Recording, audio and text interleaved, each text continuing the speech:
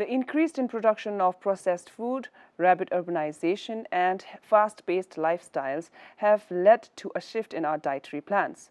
Consuming healthy food throughout the courses has become ever more important to prevent non-communicable diseases and malnutrition in all its forms.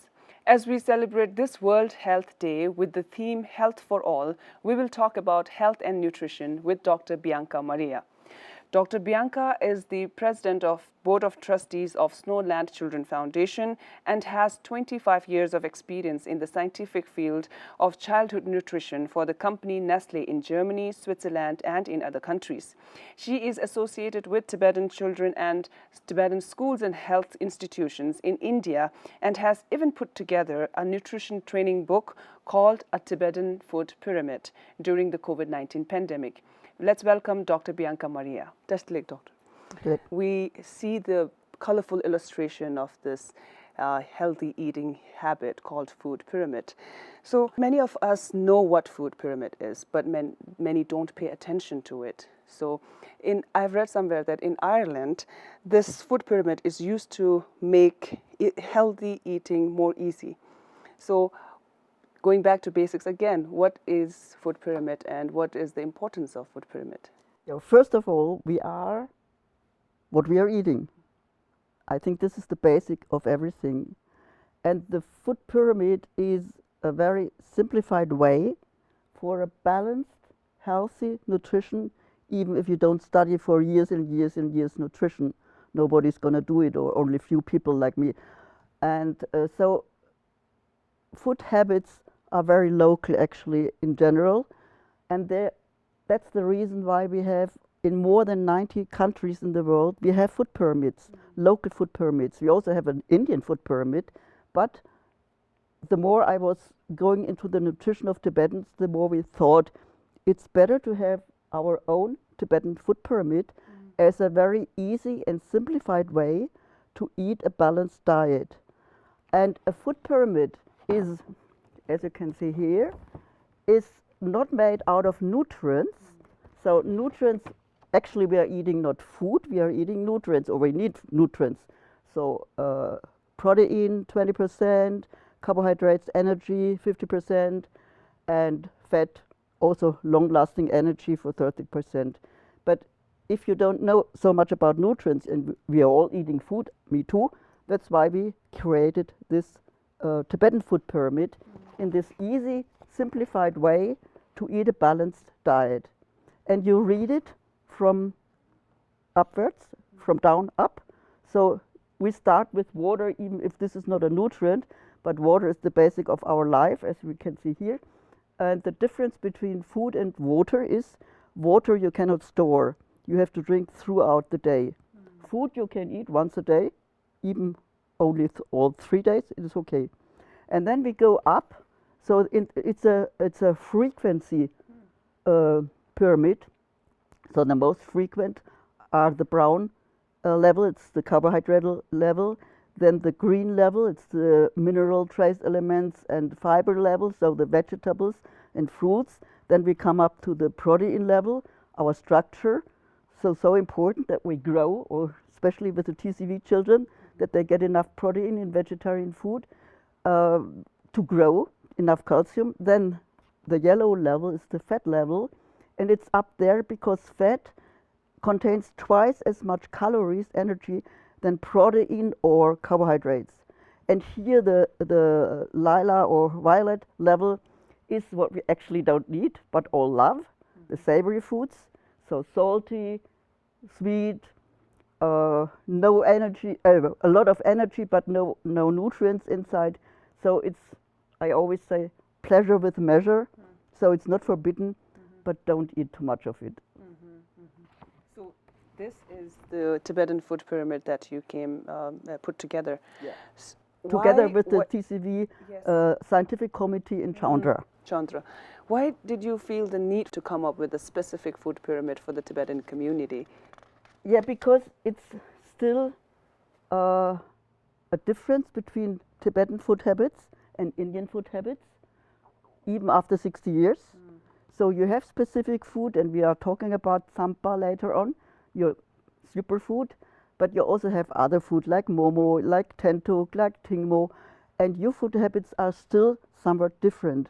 And therefore, we saw the need for a specific Tibetan food pyramid, because each and every people have their own specific needs. And as we have it in 3 languages, English original, Tibetan translated by the CTA, by the way, and German. I translated it for the German-speaking countries, so we can use it in other countries as well. And I hope we get it translated in other languages still. So could you talk about the correlation between the health and nutrition?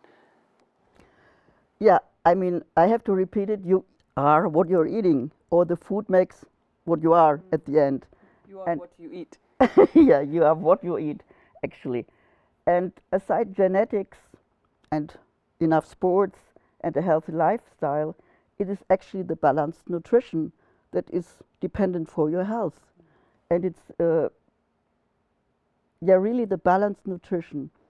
And when I'm still talking between Indian nutrition habits and Tibetan nutrition habits, there's one example I really want to emphasize on. Tibetans adopted a lot of Indian habits, sure enough, and one is not such a good habit to eat too hot, too spicy. And this is destroying your stomach.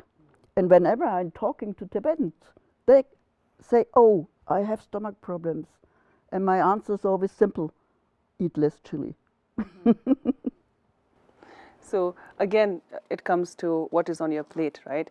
What is healthy eating plate, and what kind of food should be included in a healthy eating plate? A healthy eating plate, I can quickly show you a small picture, is nothing else than a very simplified way of the food pyramid. And some people prefer it for children because they can imagine easier on a plate how much should be of each food on your plate, like the green, again, the vegetable, the brown, the energy, and the red is, they call this protein, and the whole grain. So for me, it's a bit a mixture of everything. So you mix up nutrients with food. And our food pyramid, or in general the food pyramid, is about food and not about nutrients. So I personally prefer this one, and you can also explain it to kids. It's not so difficult to explain. For me, it's a bit too simplified, this way to show it. That is, but for many people, they could find it. It could be more simple of an illustration. Yeah, it's even simpler. But then they have to know what is proteins. So if you don't know what is proteins, and proteins are in very different foods. Forms, yes. Yeah. So I mean, you don't have food that is only composed out of one material. I mean, okay, yeah, butter mainly, 90% it's fat or oils. But otherwise, you have always proteins and carbohydrates and fibers in one food. So very specific in vegetables or in cereals like rice or potatoes contain a lot of carbohydrates, but also a lot of very good protein. So it's easier in this way to show it, I think. Adding monosodium glutamate, it's MSG, is pretty much a common practice, at least in India here. Everywhere. Yes, and this kind of flavor enhancer in food, how hazardous it is, and how much amount is tolerable for any kind of food to be consumed? First of all, it's a discussion that I had already when I was studying nutrition, and this is now 50 years ago. So it's not a new discussion, and it's all over the world. And we call this China restaurant syndrome. And it's actually monosodium glutamate is nothing than the 5th taste that we have. So we have one taste, it's sweet. That's the only inborn taste. We have sour. If you give a baby sour, makes like this. We have bitter, and we have bitter, sour, sweet, and salty. And then we have a 5th taste that's called umami. And umami is the taste of sodium glutamate. And actually it was researched for years and years and years. If it's true that if you're eating too much of it, that you're getting headaches, being constantly tired, or whatsoever. It has never really been proven. And what we can recommend is, if you have this impression you don't tolerate it, then don't eat it. But there's no restriction in the world, and there's no proof that it's really bad. So Right. you find it a lot in ready-made food, Yes. because they are losing quite often their taste when they're getting manufactured. So they put some sodium, monosodium glutamate in it, the umami taste, that you restore a bit the original taste. Umami. Umami, that's Japanese for this fifth taste. Yeah. Okay. So you have watched closely the Tibetan community in exile for many years. What do you think in this particular aspect the Tibetan community is lacking, and how we can adopt a healthy lifestyle for individuals and for community as a whole? Actually, after kind of visiting tips like yesterday this? again the museum here, I have to cite His Holiness the Dalai Lama, because if you follow his rules, then you have a healthy lifestyle. Taking breakfast like a king, eating like a merchant at lunch, and eating like a beggar at evening. And he himself, his last food is 5 o'clock tea, not even dinner. But okay, he goes to bed, I think, at 7 o'clock, so it's difficult to follow, I think. But what we should really follow is moderation in anything, variation in anything we eating and we're doing, not only with eating. And a healthy mind lives in a healthy body. So you have enough exercise. I can recommend yoga for everybody, meditation. I am meditating every morning, not as long as His Holiness, but at least. And yes, and follow this food pyramid.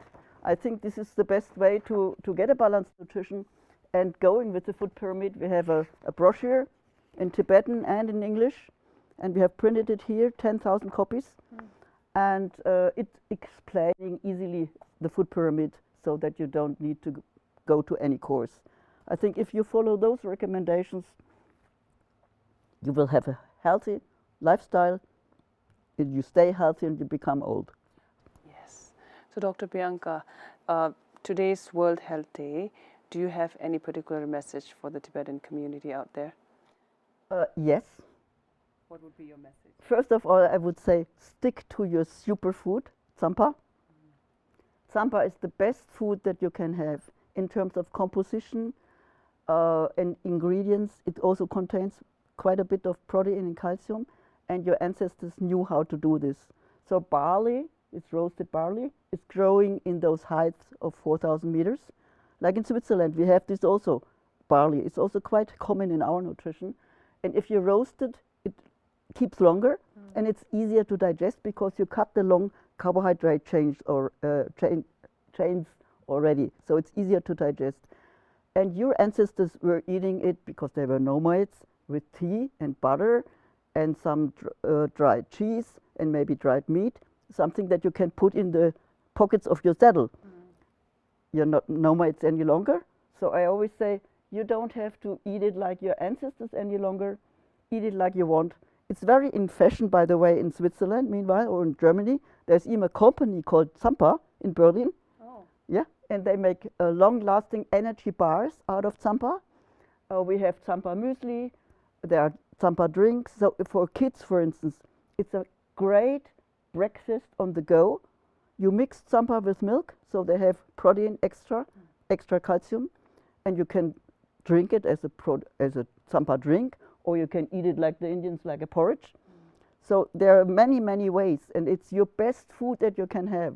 So keep to it, stick to it, and otherwise, recommendations that I can give you, especially Tibetans: please eat less spicy, less hot. A little bit of chili is good because it starts your digestion, but if it's too much, it's just destroying your stomach, and it takes long time to restore it. What I also can recommend, and you can get it here in the Ramshala and anywhere in India, there are so-called probiotic drinks, like Yakult. You get it here, but there are other brand names as well in other countries, and they are containing living bacteria and good gut bacteria, and they help you not only to digest your food, but also to help your immune system. So, and if you have got already stomach problems, take one in the morning. This really will reduce your problems. And otherwise, what can I say? the top of the food pyramid, pleasure with measure, and or measure with pleasure, depend. Don't eat too much of it. And also the Indian sweets or some of the Tibetan sweets are plain of energy, so they are really, really high caloric. So if you eat too much, then we grow in the wrong direction, and then you're lacking maybe other nutrients. Otherwise, just follow the pyramid. Be aware, as I said, of empty calories. So we call this empty calories, the top of the pyramid, and have enough energy, enough exercise, and otherwise don't care too much. Just enjoy life. Thank you so much for being with us. That was Dr. Bianca Maria on health and nutrition and on introducing this specific food pyramid called Tibetan Food Pyramid. We wish you a very happy World Health Day.